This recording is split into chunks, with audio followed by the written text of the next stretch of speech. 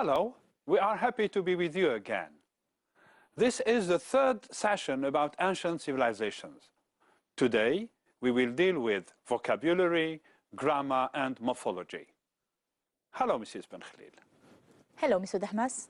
Hello, everybody. What activity have you prepared to revise vocabulary today? Today, we are going to deal with matching words with their definitions. Let's start. Consider the examples that are on the board and focus on the underlined words, please. The Phoenicians were able to found trading posts in Tunisia and Algeria. Icosium, present-day Algiers, was invaded by the Vandals and destroyed in the 5th century AD. The pyramids were built during the Pharaoh's reign. The Phoenicians invented a new alphabet based on the Egyptian hieroglyphs. King Nebuchadnezzar II was a great sovereign. Ancient Egyptians didn't used to bury the pharaohs because they were considered as gods. Let's start now by reading the words. Found, invaded, reign, hieroglyphs, sovereign, and bury. Remember that when we did the exercise last time, I told you that when matching words and definitions or synonyms, you have to pay attention to the category of word you are matching. Let's see now the words we have in the table. Found, invaded, and bury, that are 1, 2, and 6, are verbs. Now let's move to the definitions. We're going to read them and find which definitions start with verbs. Ruler, such as king, queen, or emperor. Period of rule or sovereignty. Put the base of something before building it. Place a dead body in the ground. Pictures or symbols used in the writing of ancient Egypt. Enter the country with armed forces to occupy it. Among the definitions we have just read, which definitions start with verbs? Good. Definitions C, D, and F start with verbs. So let's match each word with its corresponding definition. As you can notice, the verb invaded is the only one in the past simple. Which definition starts with a past simple? Good. Definition F. So we can say that invaded goes with definition F, entered a country with armed forces to occupy it. The two other verbs, found and bury, are in the infinitive. Found is to put the base of something before building it.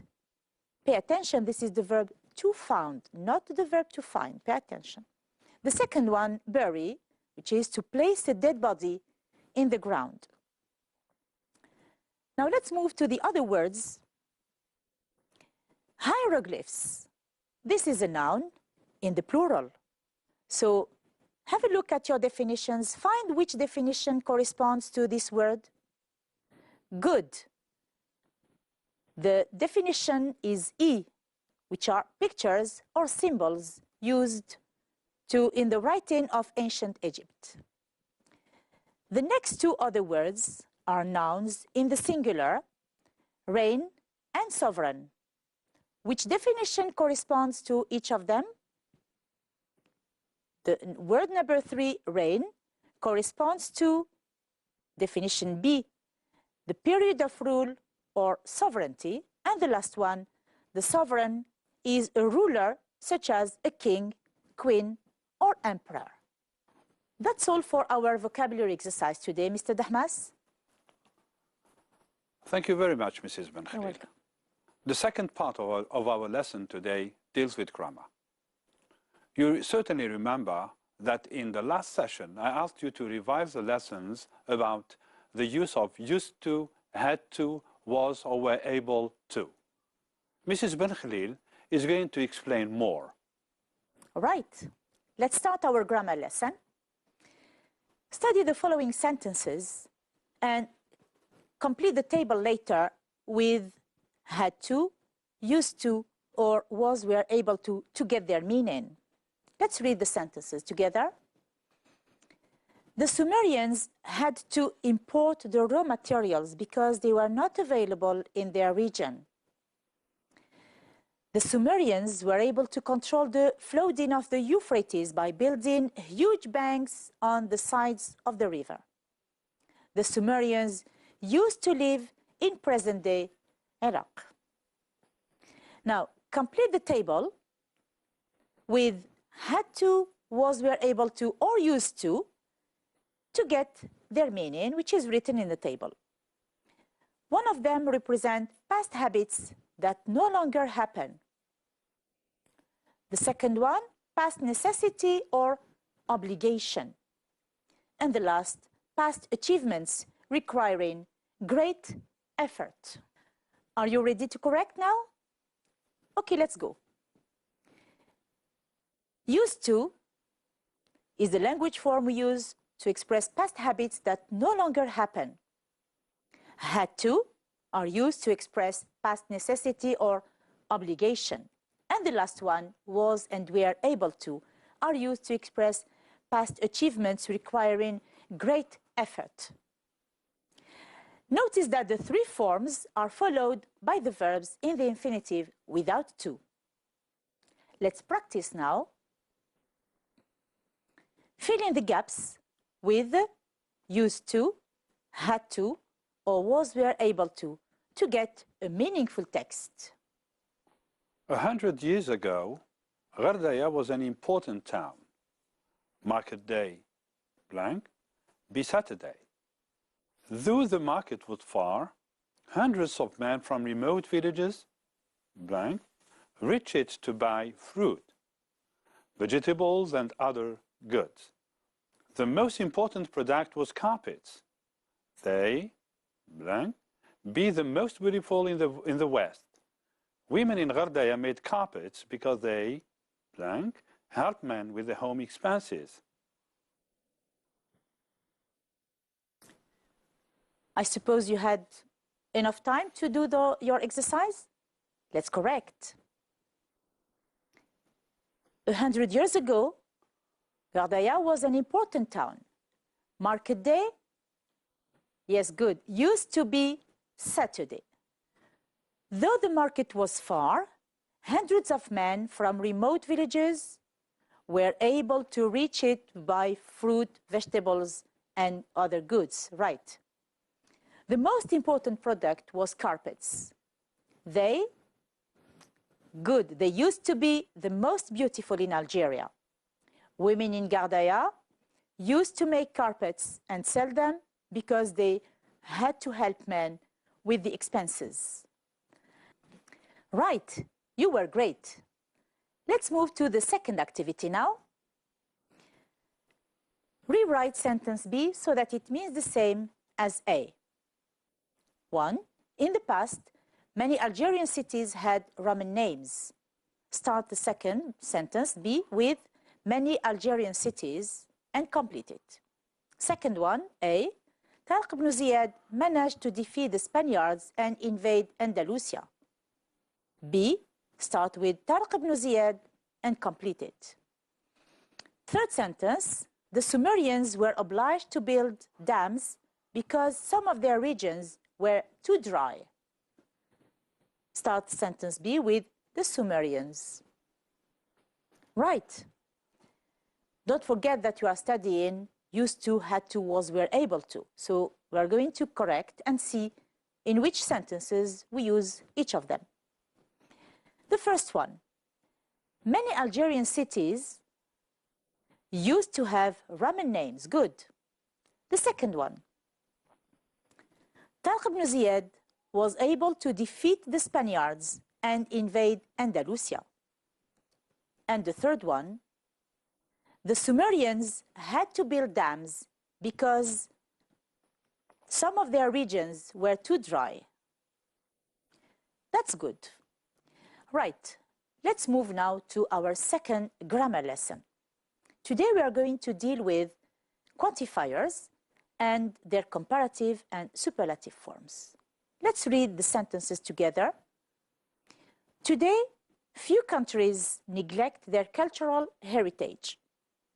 We have little information about certain ancient civilizations. There are many historical sites in the world. We don't have much knowledge about the earliest times of the city of Algiers. What do the words in bold type indicate? Good. They indicate quantities, so they are quantifiers. Now focus on the underlined words that come just after. Which ones are countable and which ones are uncountable? Complete the table, please. Countries, sites, right, these are countable nouns. Information and knowledge are uncountable nouns. Good. Now, which quantifiers are used with countable nouns and which ones are used with uncountable nouns? Complete the table. Right. Many is used with countable nouns. Little is used with uncountable nouns. The third one, much, is used with uncountable nouns. And the last one, few, is used with countable nouns. Right. Let's move now to the recapitulation. Complete these two sentences to get the rules. We use and before, and we use and before. You can get help with the table we have just completed. Right. We use many and few before countable nouns. And we use much and little before uncountable nouns. Good. Let's move now to the comparison of these quantifiers. The table that you have in front of you summarizes the different forms of comparatives, equality, superiority and inferiority, as well as the superlative form. Notice that the comparative of equality is used with as, and that the adjective, that the quantifier does not change. As many as. It's the same with much as. The same with as few as and as little as. We get the comparative of superiority with only the two quantifiers many and much.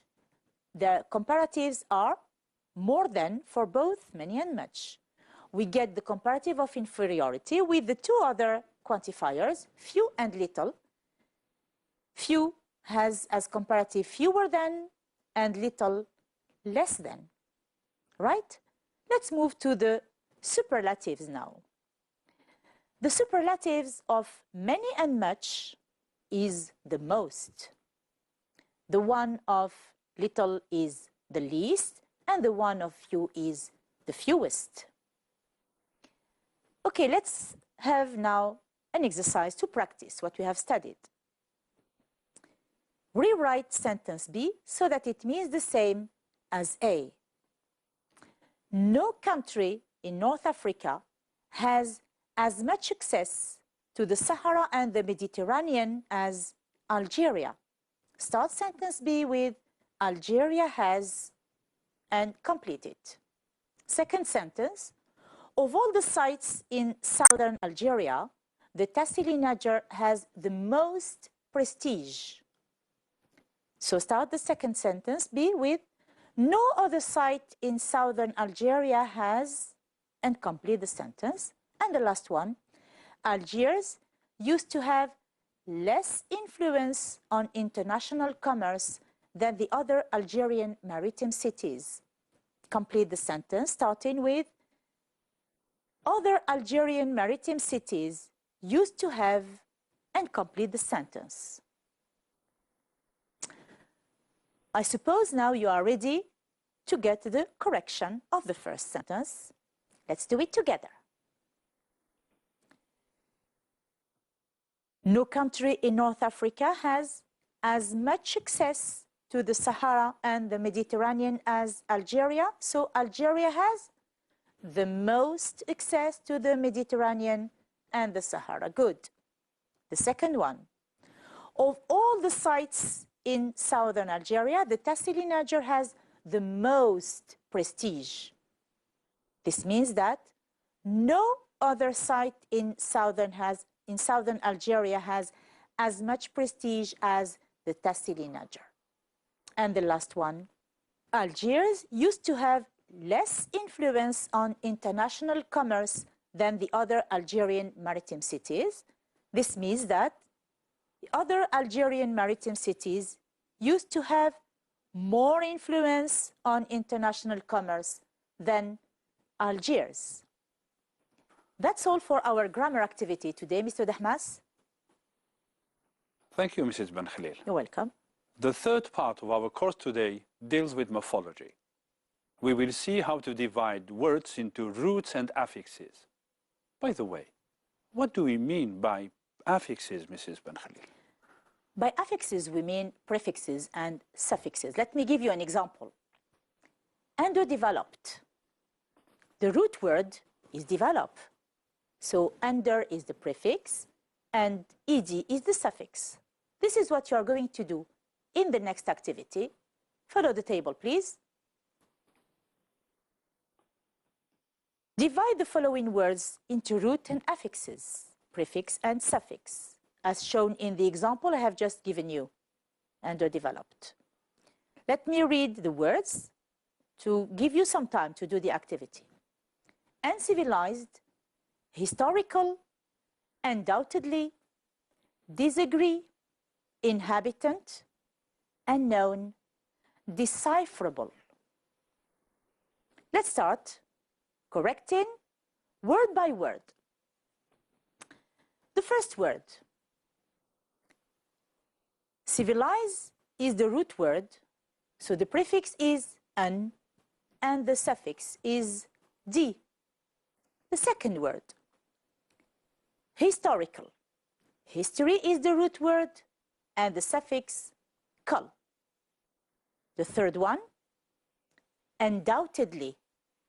The prefix is un, doubt only is the root, and here we have two suffixes, ed and l and y, li. The next word, disagree. In this word, we have only a prefix.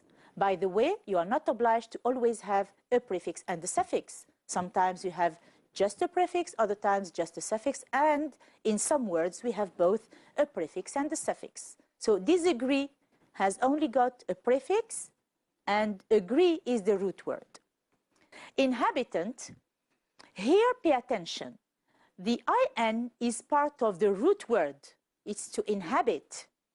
And we have only got a suffix, ant. The next word, unknown. Here we have two parts or three parts, a prefix un, the root no, and n for the suffix. And the last word now, decipherable, the root word decipher and the suffix able. That's all for our morphology exercise, Mr. Dehmas. Thank you, Mrs. Ben Khalil. You're welcome. That's all for today. The next session will be the last one about ancient civilizations. In our grammar session or in our grammar course, we will insist on expressing concession. So get ready. Thank you for your attention. Goodbye. Goodbye.